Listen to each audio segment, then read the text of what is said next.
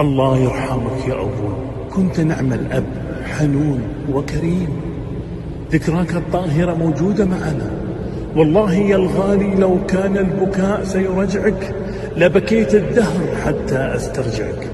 لكن هذا هو الموت، كأس كلنا نشرب منه يوما. رحمك الله يا الغالي. نم يا والدي ضرير العين مطمئن النفس، بلا حد ولا انتهاء، فإلى جنات الخلد يا أبي الغالي يا معلم. رحمك الله يا أبي والدي. أدعو لك في كل ساعة وفي كل لحظة، لن أوفيك بعض حقك. اللهم املأ قبره بالرضا والنور والفسحة والسرور، وارض عنه يا رب، واجعل قبره روضة من رياض الجنة.